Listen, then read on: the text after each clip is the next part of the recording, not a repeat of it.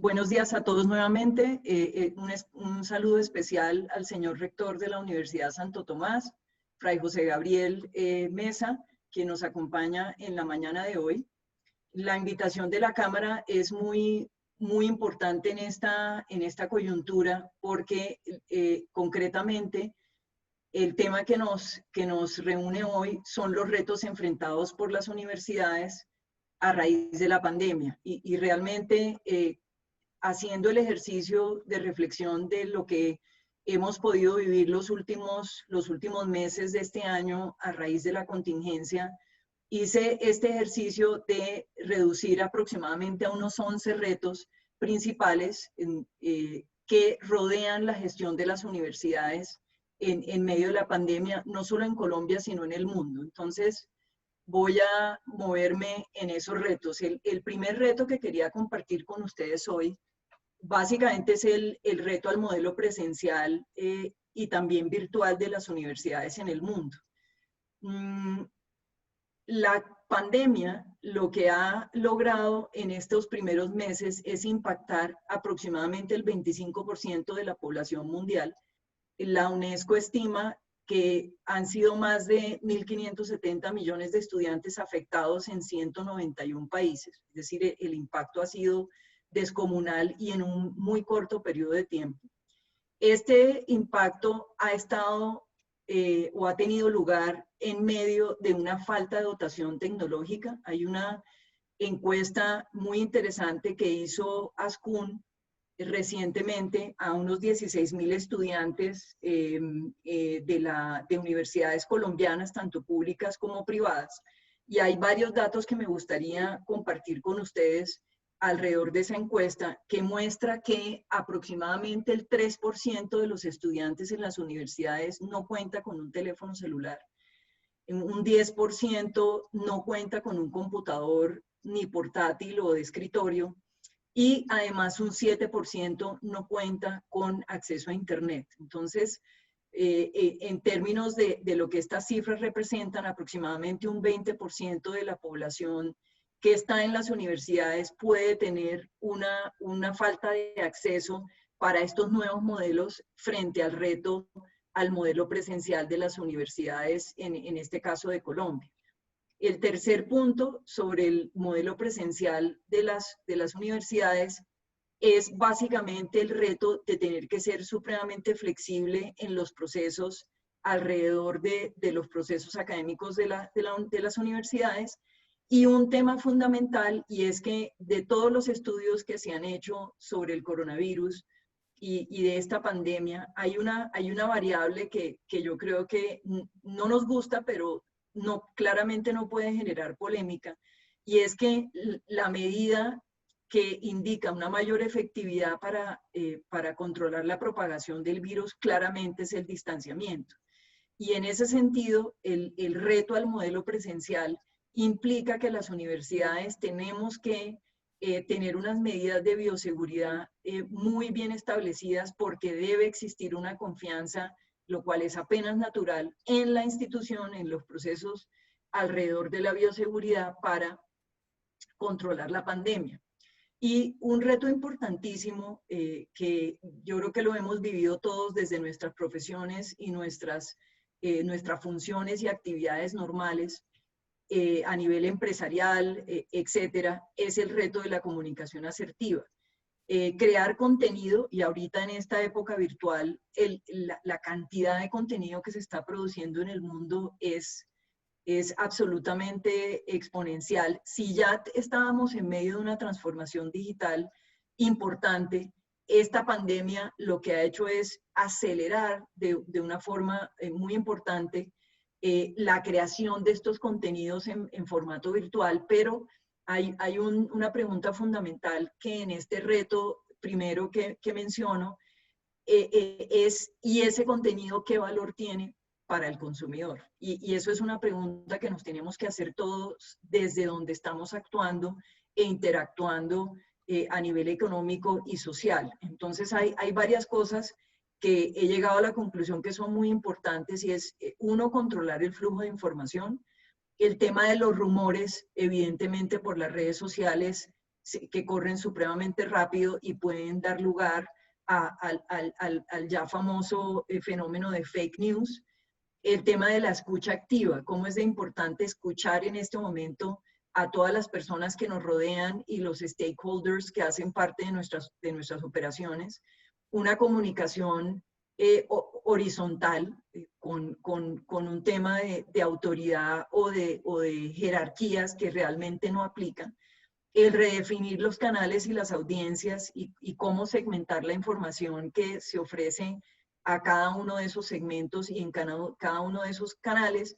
Y evidentemente una regla muy común en las comunicaciones para los que son expertos, y es tener muy claras las ideas fuerza del mensaje y poderlas repetir. Entonces, ha sido un reto, el primero, de pasar de un modelo presencial a un modelo virtual y seguramente en un futuro próximo un modelo mixto, que en el caso de la Universidad de La Sabana es lo que nosotros llamamos el modelo Pico y Campus, que es un modelo basado en tecnología, en una serie de algoritmos, en las particularidades de los horarios y las preferencias de cada uno de nuestros estudiantes, y obviamente unas medidas de bioseguridad que han estructurado el campus para operar en este 2022, segundo semestre, bajo esos parámetros de confianza que planteaba en la institución, que es muy importante para los estudiantes y sus familias, ya que esta misma encuesta de ANSCUN que les menciono muestra un alto porcentaje de estudiantes que viven con un número de personas, inclusive de 5 personas o mayor a 5. Eso quiere decir que el riesgo en un momento dado de no tener unas medidas de bioseguridad estrictas se multiplica. Entonces, importante este primer reto al modelo presencial. Este ha sido en la cantidad de webinars en que he estado en los diferentes business schools alrededor del mundo, un reto enorme para las universidades, y es este reto al no tener necesariamente un acceso a los campuses en todas partes del mundo, lo cual vamos a ver es muy importante en términos de los resultados previstos de aprendizaje. El segundo reto que había decantado para hoy es que básicamente la innovación y la creatividad son una obligación a partir de la disrupción que estamos viviendo. Y esta disrupción que inicia en el reto al modelo presencial nos lanza a una enseñanza vía remota y virtual en virtud de esta transformación digital y de la pandemia que nos impone restricciones de movilidad.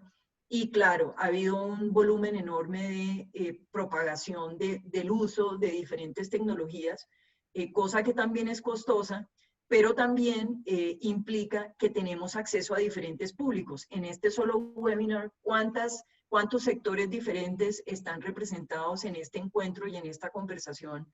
¿En cuántos webinars no hemos participado cada uno de nosotros? Muchas veces sobre cosas que tienen que ver con nuestros intereses profesionales, pero también muchísimos otros, como entrar a los museos, practicar una tercera o segunda lengua, o actividades con los niños de otro tipo de actividades como artísticas o manualidades o temas de cocina. Entonces, hay una cantidad de recursos que están marcando este proceso de disrupción, y estamos todos obligados a ser supremamente creativos en nuestro actuar. Los retos para las organizaciones del teletrabajo. No nos imaginábamos poder tener colaboradores, miles, cientos de ellos en las diferentes organizaciones, estando en contacto a través de un modelo de teletrabajo, las implicaciones que eso tendrá hacia el futuro en términos de contratación de personas y modalidades de trabajo.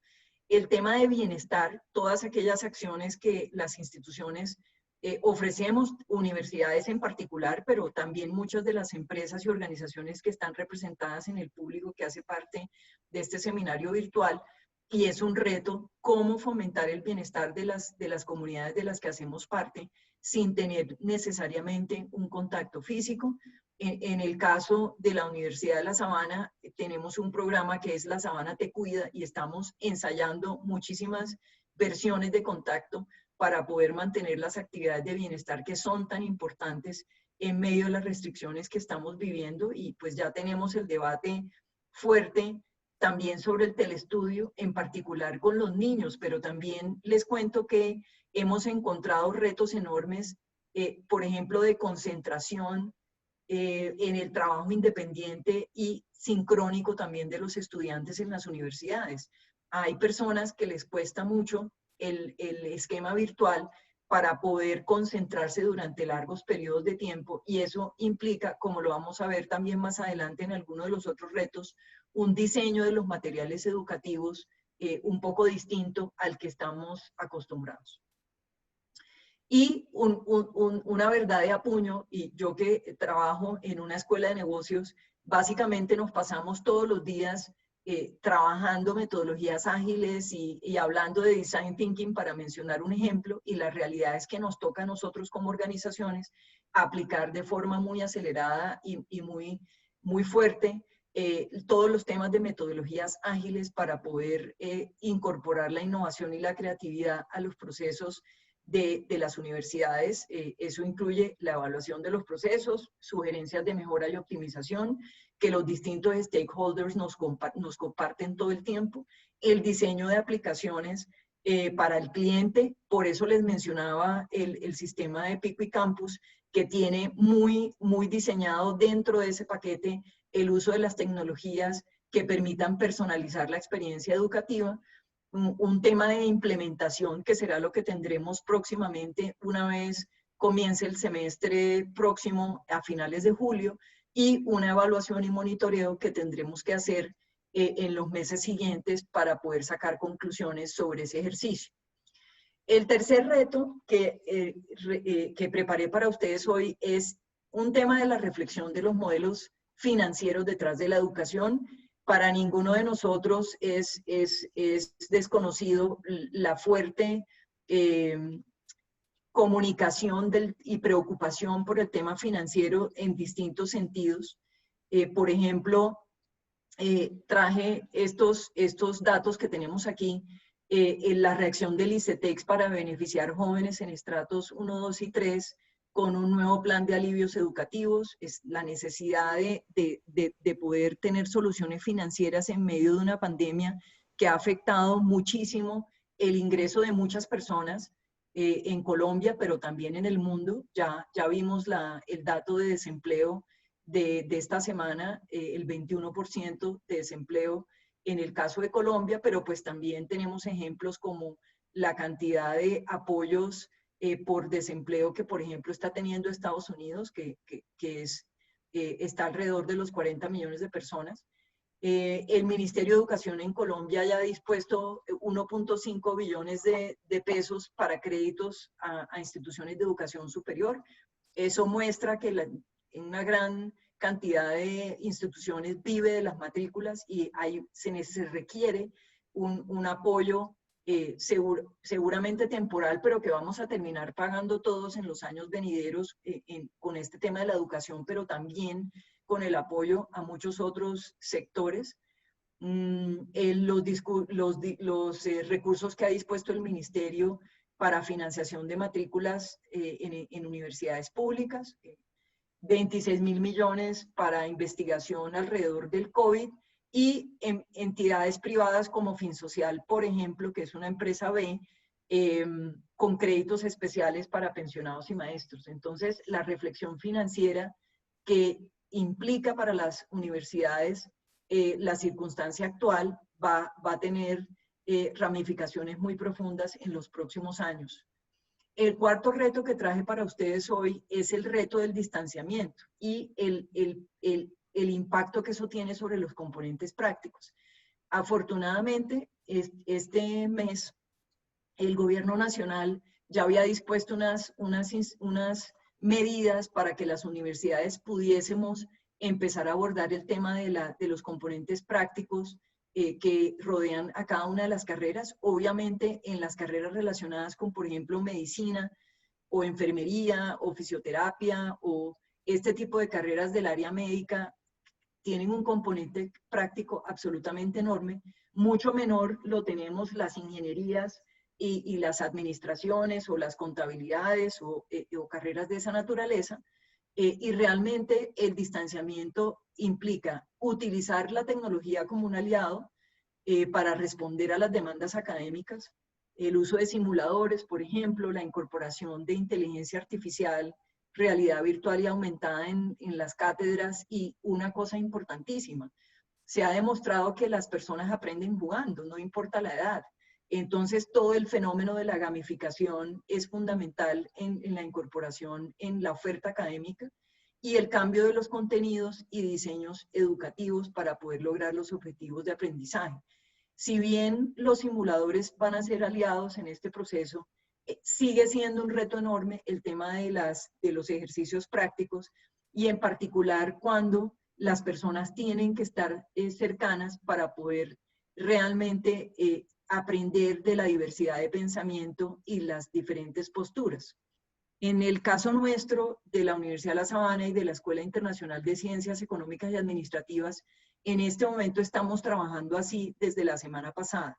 Nosotros tenemos en la escuela una carrera pues pionera en Colombia, fue la segunda en Latinoamérica, que es nuestra carrera de gastronomía. Esta carrera de gastronomía tiene diferentes elementos, incluyendo la gestión gastronómica, es un 30% ciencia y tecnología, y el resto son temas de estudios de la alimentación, temas culturales y artes culinarias. Y es una carrera que tiene obviamente una cantidad de componentes prácticos que los estudiantes tienen que poder demostrar en un esquema como estos, y obviamente improvisar una cocina y los equipos que tiene una cocina o un taller de ciencia, no sé, temas sensoriales y otro tipo de elementos dentro del tema de la gastronomía, pues requieren una presencia en el campus.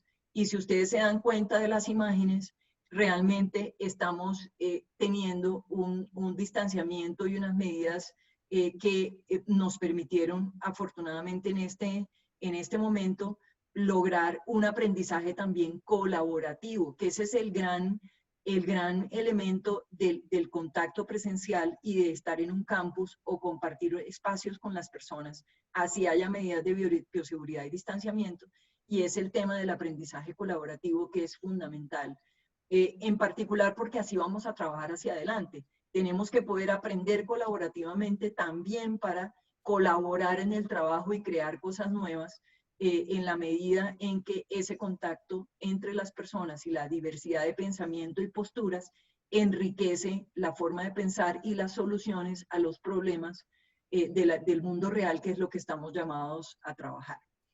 En quinto lugar, un tema fundamental para las universidades como organizaciones, y es la agilidad estratégica y la capacidad de tomar decisiones rápidas.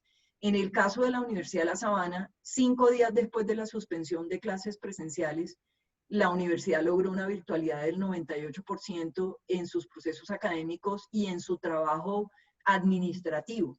Este fue un esfuerzo titánico que seguramente comparten la gran mayoría de las universidades en Colombia, pero también en muchas otras partes del mundo, donde las cuarentenas en algunos casos fueron súbitas, en otros casos fueron anunciadas con una mayor antelación. Como sexto reto, traje el gestionar las distintas capacidades para contribuir durante la pandemia. Yo quiero aquí hacer una mención especial de una gran oportunidad que representa la pandemia, y es que en el fondo para las universidades es una oportunidad porque nos permite trabajar la transdisciplinariedad, y es, si tengo médicos, si tengo expertos en operaciones y logísticos, gente que gestiona el tema del talento humano, yo puedo integrar todas esas disciplinas y poderlas combinar en unos resultados interdisciplinares importantes. De hecho, quiero resaltar que en particular, gran parte de lo que uno puede recoger de las organizaciones es que muchos de los retos que en este momento tienen las organizaciones está relacionada con el tema logístico.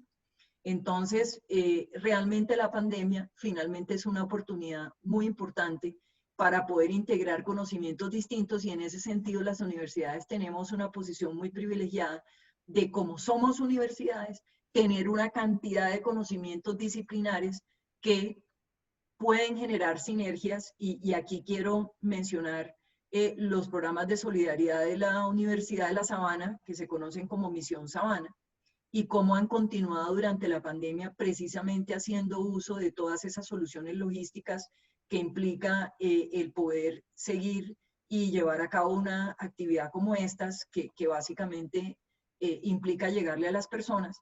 Y el proyecto de Unisabana Heroes, el Ventilator Project de la universidad, que ya, digamos, está completo y en proceso de las autorizaciones respectivas del INVIMA, pero este es un proceso muy bonito donde la investigación entre médicos, ingenieros y obviamente los logísticos que hacen parte del proceso de producción, pues nos trae a la realidad una solución con talento colombiano, en este caso Powered by Sabana, donde tenemos una opción importante para salvar vidas.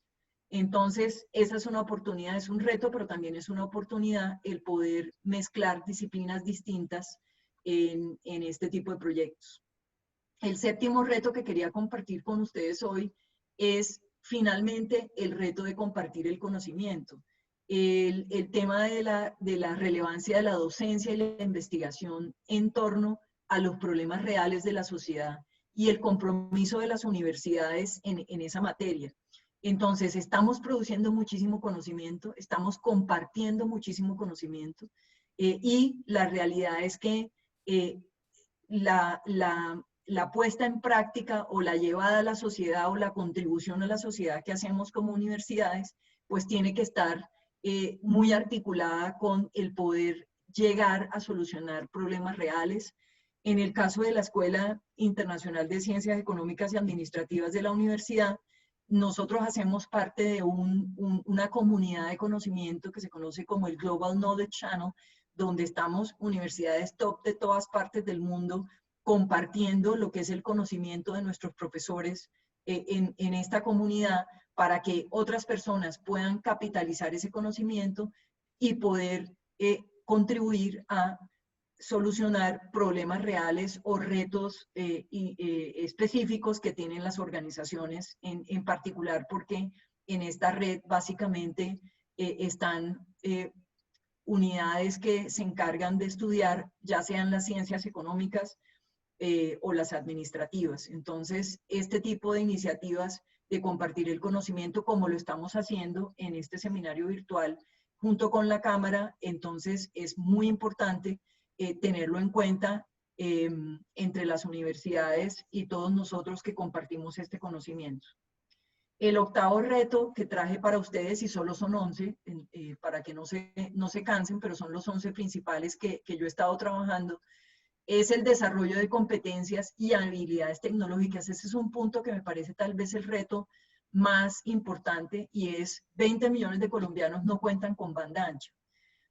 Hay una falta de integralidad entre la conectividad, la accesibilidad y la comunicabilidad. Ya les había dado datos de esta encuesta de ASCUN que se hizo en mayo de este año a los estudiantes, 16.000 estudiantes de universidades colombianas públicas y privadas, y realmente en las universidades habría en principio, bajo la indicación de esa encuesta, un 20% de estudiantes que tienen problemas para poder aprender, es decir, hacen parte de esa brecha digital. Pero una cosa más grave todavía es esta frase de la ONU, se las traje porque es muy diciente.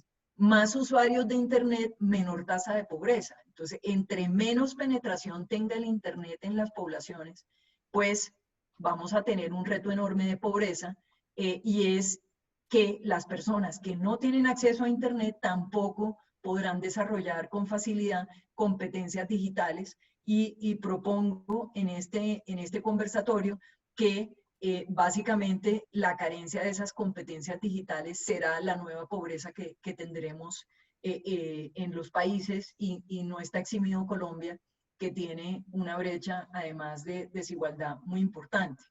¿Qué hemos hecho nosotros como universidad? Como universidad lo que hemos hecho es formar, esta es la última estadística que tenemos, 1.653 profesores en microcursos. Esto es en un plan que nosotros hemos llamado Activa tu Plan B, B de virtual, y hemos empezado por profesores, pero además estamos ofertando unos 20 cursos distintos relacionados con competencias específicas en el manejo de algunas herramientas digitales, junto con manuales de uso, y hemos también ampliado nuestra oferta académica y próximamente regionalizar esta oferta a través de un órgano dentro de la universidad que se llama Savannah eLearning, enfocado también en especializaciones y en educación continua, para tratar de llevar a todos los rincones que podamos y al mayor número de personas este tipo de conocimiento, para poder trabajar nuevamente lo que es la actualización en competencias. Ese va a ser el gran futuro de la siguiente década para las universidades, y es la cantidad de personas que necesitan lo que en inglés se llama reskilling o upskilling. Entonces, tenemos una mejora en competencias, pero también una reconversión de competencias o la adquisición de competencias que previamente no se tenían. 9. Hay un riesgo enorme con el tema de globalización y básicamente es un riesgo al multilateralismo. Traje algunos datos que pueden ser de interés. China es un gran actor en las cadenas de suministro, acapara el 20% de la industria manufacturera del mundo, y aparte de esto, el crecimiento del comercio mundial responde en un 30% a la actividad de China. Y un poco lo que estamos viendo es que a raíz de la guerra comercial entre China y Estados Unidos, pues ahí tenemos unos retos grandes. Segundo punto es la recuperación de la economía mundial. ¿Qué forma va a tener? Hay una discusión muy grande entre los economistas más optimistas y los menos optimistas. Entonces se habla de la forma V o de la forma L de la recuperación, V siendo una caída estrepitosa en algunos indicadores, como hemos podido evidenciar, y luego un rebote muy fuerte. En particular, los más optimistas piensan que si tenemos una vacuna o tenemos un manejo en ese frente, o avances en ese frente, vamos a poder tener una recuperación más rápida. El consenso, sin embargo, es que la recuperación va a tener una forma de L, donde la caída la vamos a vivir, pero esa recuperación va a ser tremendamente lenta, en particular por el alto nivel de endeudamiento que van a tener todos los estados de aquí en adelante. De hecho, el ministro de Hacienda español en estos días mencionaba, si no estoy mal ayer, que el déficit fiscal en España va a estar alrededor del 120% este año. En el caso de Colombia ya vimos que la regla fiscal va a tener un manejo un poco especial para 2021, es decir, no vamos a estar regidos puntualmente por esa regla fiscal en el siguiente año y medio aproximadamente, y es porque el endeudamiento es supremamente alto en casi todos los países, luego de tener que reactivar la economía a través de diferentes políticas y procesos y medios que requieren evidentemente de un endeudamiento. El tema de la globalización en términos económicos, militares, culturales y deportivos básicamente está indicando una menor presencia global. La guerra comercial entre China y Estados Unidos, que ya habíamos mencionado, no es para todos conocido. El presidente Trump, desde que era candidato, había dado ya indicaciones de cuál era su visión del tema de globalización, echándose para atrás de una serie de acuerdos comerciales, en particular un acuerdo importante en Asia-Pacífico. Tenemos la posible cancelación de los Juegos Olímpicos en el 2021, una disrupción a las elecciones presidenciales del próximo mes de noviembre y su proceso electoral en Estados Unidos, y el aplazamiento de rondas de negociación del Brexit, que nos pasamos meses seguidos hablando del Brexit y de pronto ya el tema está un poco en el aire y ese aplazamiento pues es una realidad. El 10º reto que quería compartir con ustedes hoy es el desarrollo de la economía del contacto. Uno de los grandes retos que tenemos todos nosotros desde donde estemos es desarrollar la economía del contacto, pero eso tiene algunos retos. Uno de los retos, pues claramente es la caída de las acciones a nivel mundial, aunque hemos tenido reacciones muy mezcladas. y subidas y bajadas dependiendo las noticias que tenemos en el ambiente. Realmente la economía sin contacto realmente ha impactado en esta pandemia los ingresos de las compañías. Entonces el reto grande es cómo vamos nosotros a lograr que haya una economía sin contacto muy activa que nos genere una mejora en ese retroceso que ya tuvimos a nivel de ingresos en la mayoría de las organizaciones. En el caso de Colombia, tenemos un gasto de aproximadamente el 11% del PIB para contrarrestar las consecuencias del COVID. Eso obviamente implica un endeudamiento y restringirá los recursos futuros para otro tipo de actividades o comprometerá ingresos por un número de años muy prolongado. Esto no es atípico, le va a pasar a la gran mayoría de los países. Por ejemplo, datos importantes para la reactivación de la economía, un pronóstico de Corficolombiana de un crecimiento del 0% de la economía este año, cálculos de la NIF en torno a un déficit fiscal con un aumento del 1%, ya les había mencionado lo que se decidió sobre la regla fiscal en Colombia, que evidentemente se flexibiliza, y una estimación del Fondo Monetario Internacional que nos muestra que Colombia tuvo un crecimiento reciente de 1.1, fue uno de los mejores resultados, pero lo que se estima básicamente es una caída posterior. Entonces, los retos alrededor de desarrollar una economía sin contacto muy activa y ojalá exitosa o por lo menos sostenible, es uno de los retos importantes que compartimos todos desde donde estamos. Y sugeriría que inclusive necesitamos un plan de acción alrededor de la economía circular precisamente para tener el menor número de desperdicios en insumos y demás para tratar de capitalizar de la actividad que tenemos hoy en día como instituciones un modelo de negocio mucho más sostenible en el tiempo a raíz del COVID. Si el COVID se nos va de pronto, porque hay una vacuna, porque tenemos un resultado muy favorable, unos hallazgos y unos descubrimientos médicos importantes, o porque hacemos cuarentenas inteligentes, o tenemos mejores maneras de reactivar la economía, realmente los modelos de negocio hacia adelante van a tener que contemplar un elemento que se ha impactado muchísimo, y es el cambio climático. Hemos tenido una mejora. Se estima que este año va a haber una mejora de entre el 8 y el 10% en los indicadores climáticos, pero eso realmente no es suficiente para generar una circunstancia sostenible a nivel climático a futuro. Entonces es un reto que tenemos pendiente en esta economía sin contacto. Y pienso yo que un elemento importante en esa economía sin contacto pasa por el intraemprendimiento. Este es uno de los grandes convencimientos que tengo. El intraemprendimiento permitirá un aprovechamiento de las capacidades que ya hoy en día tenemos y otro tipo de recursos. Tendremos que ser muy innovadores desde la persona hasta la organización en su colectivo, en el trabajo en proyectos. Tendremos que ser proactivos, innovadores, reinventar lo que pensamos que sabemos hacer bien. Tendremos que pensar fuera de la caja, tendremos que tener una actitud muy distinta para concebir todo lo que hacemos cada día.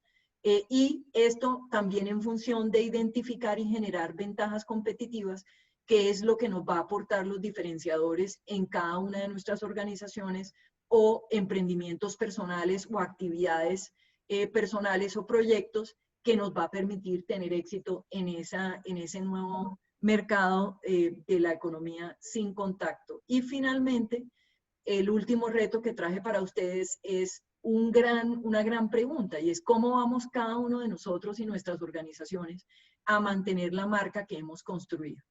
La primera observación es, hay que responderse la pregunta, ¿cuál es su identidad estratégica? La identidad estratégica es como una especie de mezcla entre la misión y la visión, que ya son términos que están cada vez más en desuso, y eso es fundamental. Hay muchas compañías que todavía no tienen muy clara su identidad estratégica y por eso no están teniendo mucho éxito en el contexto en el que se mueven. Segundo, tenemos que tener una coherencia en el mantener esa marca entre la identidad visual y la identidad verbal que estamos construyendo permanentemente como organizaciones. Tiene que haber un aprovechamiento de los canales digitales, de las redes sociales, pero pues ya vemos cómo está sufriendo Facebook por una cantidad de anunciantes que han decidido retirarse o alejarse de la red social, básicamente porque la postura de Facebook no es muy clara en temas raciales según estas compañías.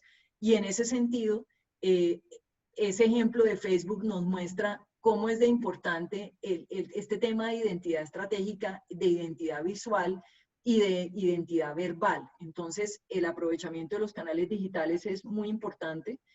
La consolidación y fortalecimiento de la propuesta de valor y la estrategia de comunicación de cada organización.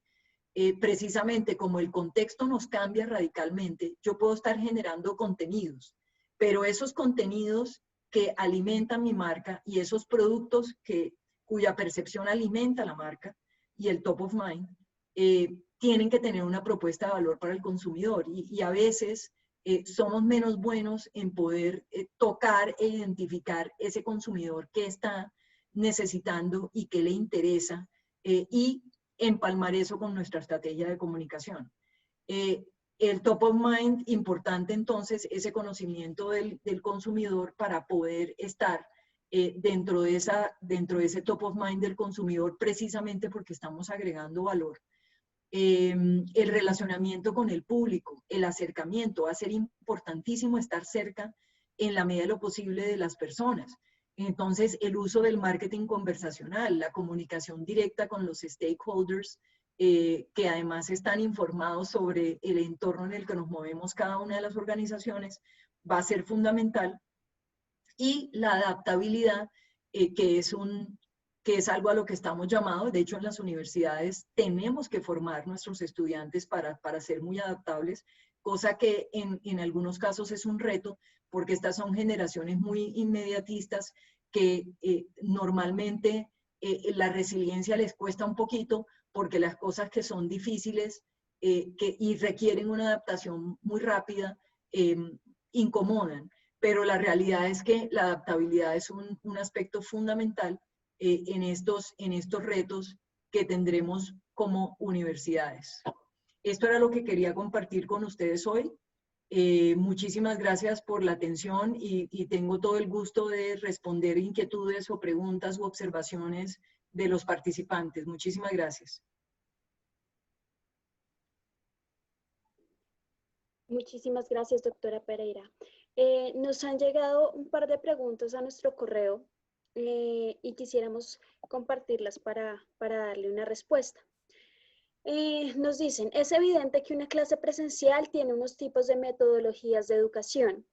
¿Qué tipos de metodologías educativas cree usted que pueden ser exitosas en el marco de las clases virtuales? Gracias por la pregunta, una pregunta muy interesante. Ya lo había mencionado en la presentación, que necesitamos cambiar mucho los contenidos. Y entonces mi respuesta para ilustrarla tiene dos elementos. Las clases, como las hemos venido trabajando las diferentes universidades, creo que tienen un elemento de interacción, pero también tienen que tener un elemento de interactividad.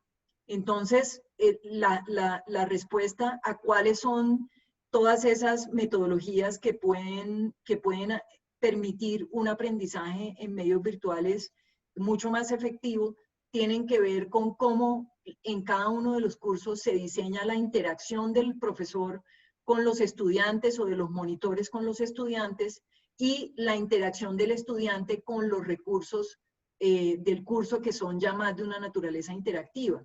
Y ahí hay un elemento importante, y es decir, en medio de esta pandemia hay muchas personas que han dicho, pero ¿cómo así? ¿Por qué me cobran por una matrícula presencial esto y esto si lo virtual, eso es virtual y no es lo mismo? Pues realmente la cantidad de recursos y tiempo que requiere una educación virtual y una estructura de los contenidos académicos para la interacción y la interactividad es supremamente alta.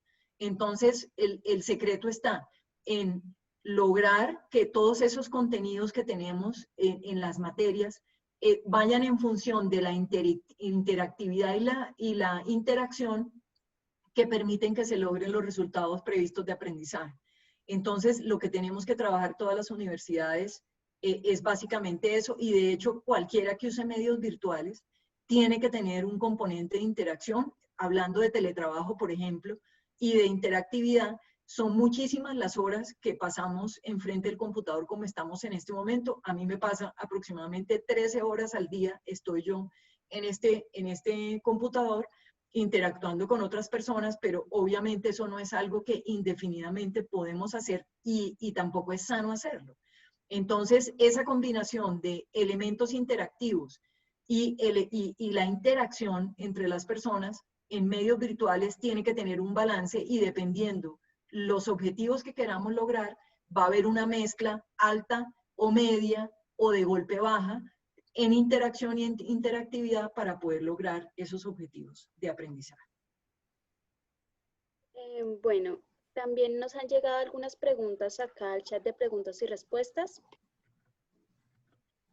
Acá dice la Gloria Estela Plazas, ¿cuál sería el rol de la academia en la triada universidad, empresa, Estado para la recuperación económica y la estabilidad social post-pandemia? Una pregunta muy pertinente. Yo creo que esa triada que menciona evidentemente tiene un aporte importantísimo de las universidades. Uno, la formación de las personas de la juventud. La formación, y una formación integral, no es solo una formación desde lo que es puramente técnico o profesionalizante o saber hacer en contexto. El saber hacer en contexto implica también el desarrollo de habilidades blandas, y no hay que perder de vista que las habilidades blandas vienen con esa interacción que tenemos con pares en los contextos universitarios. Así los campuses se rumore que no van a ser iguales en los años venideros, la realidad es que el espacio de encuentro que combina las habilidades técnicas y las habilidades blandas es supremamente importante. De hecho, ¿qué va a distinguir un profesional en el futuro? Lo distinguirá la rapidez con la que sea capaz de tomar decisiones en contextos muy cambiantes y que requieren una respuesta muy rápida. Y eso muchas veces no solo pasa por tener un conocimiento técnico que cualquiera lo puede adquirir. Hoy en día el conocimiento es un commodity. El tema es qué tipo de experiencia tengo yo en un contexto en el que estoy aprendiendo, y cómo al llevar ese conocimiento a un ejercicio real y experiencial y de contexto, puedo yo mezclar con habilidades blandas para tener un resultado efectivo. Entonces, las universidades tenemos por un lado ese tema de formación que es muy importante. Por otro lado, tenemos también la obligación, a partir de la Ley 30, el producir conocimiento es un elemento importantísimo en las universidades, pero también en todas partes del mundo se está produciendo conocimiento. Entonces, el tema es qué tipo de conocimiento produzco. Vayámonos a los ODS, los Objetivos de Desarrollo Sostenible, y ver cómo está Colombia, por ejemplo, en muchos de los ODS. Realmente está bastante rezagado de forma crítica en algunos, de forma media en otros y alguito en otro tanto.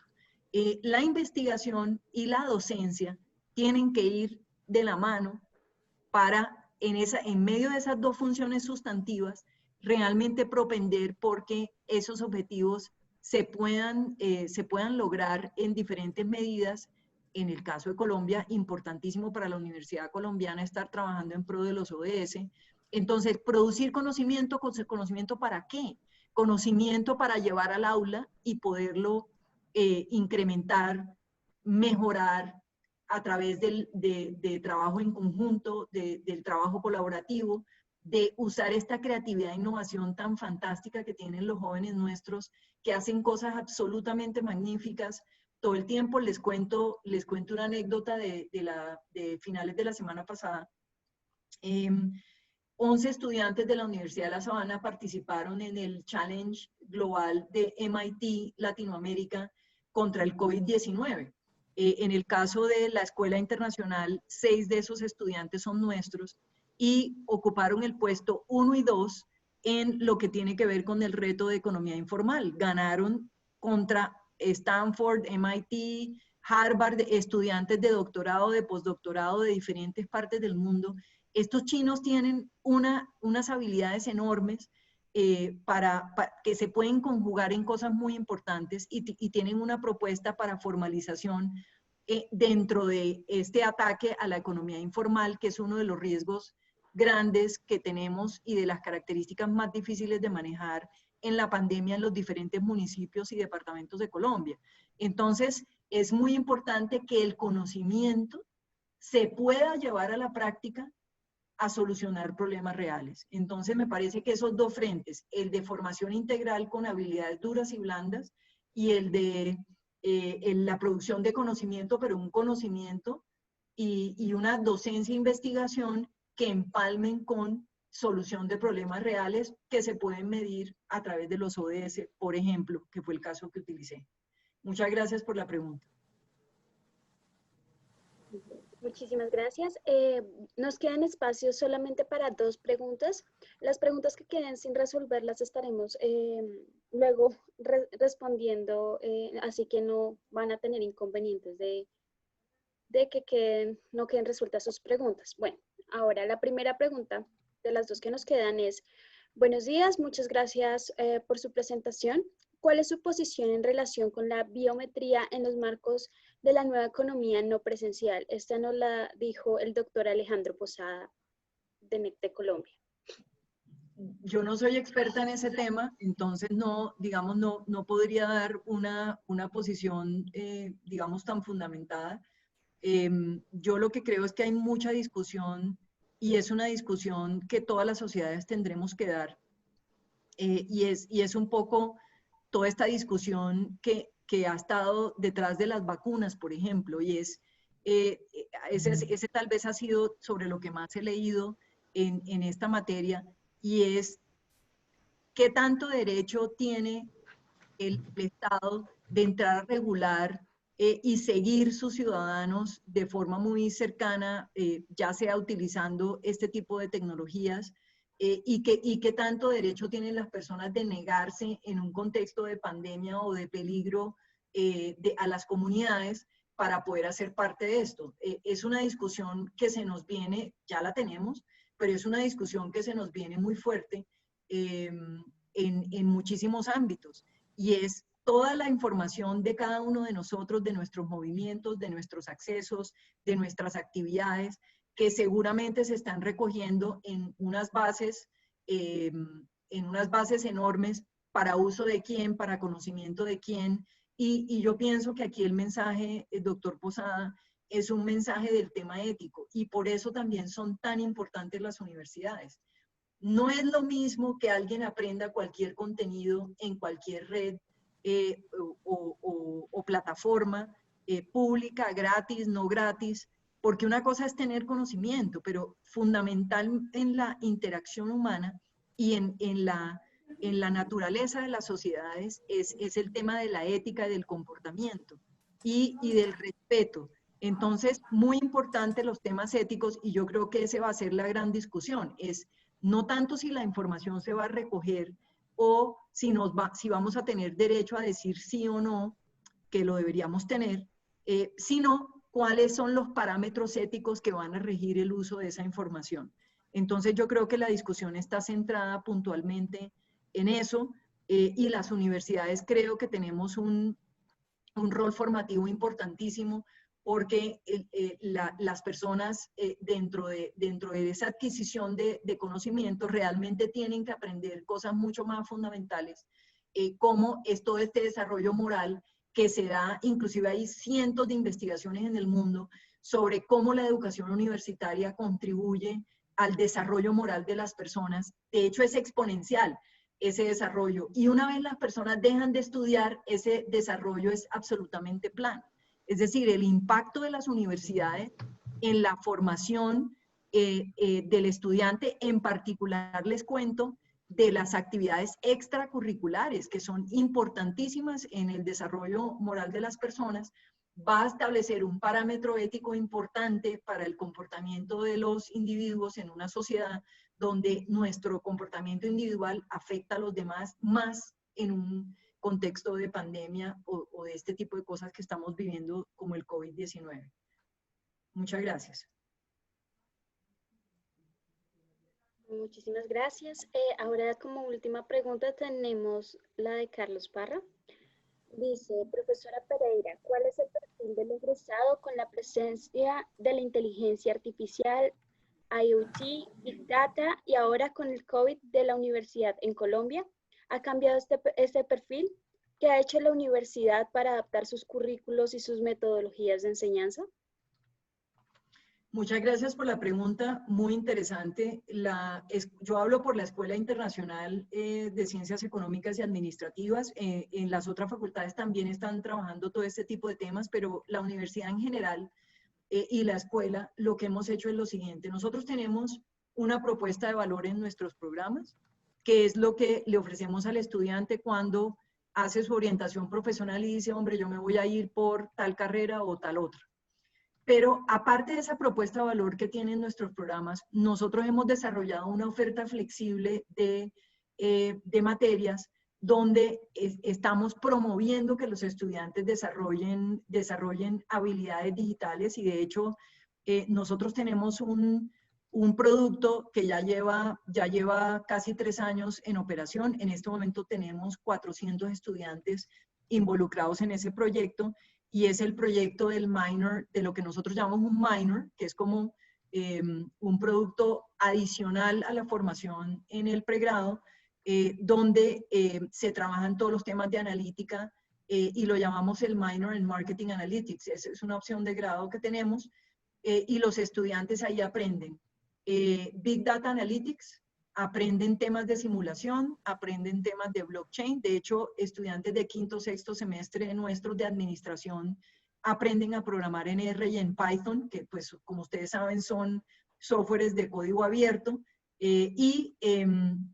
realmente ellos trabajan mucho todos los temas de, en particular les gusta mucho el tema de marketing, a los que les gusta más el tema de operaciones también aprenden a desarrollar código en algoritmos de esa naturaleza, pero estamos haciendo muchísimo y creemos que esa ha sido una estrategia ganadora porque si bien las profesiones tienen cosas muy disciplinares, el éxito en este mundo en el que vivimos y seguramente el venidero pasa por un conocimiento interdisciplinar y lo que les mencionaba al comienzo de esta presentación y es ese upskilling que en el caso de nuestros estudiantes estamos ofreciendo a través de este tipo de modalidades. Entonces, muy importante las habilidades y las competencias digitales porque la nueva pobreza del mundo va claramente a pasar por esa dimensión de no tener competencias digitales bien desarrolladas para lo que requiere el mundo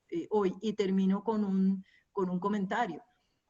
La discusión usualmente es, las máquinas nos van a quitar el trabajo y va a haber no sé cuántos millones de personas que van a perder su empleo por cuenta de la automatización.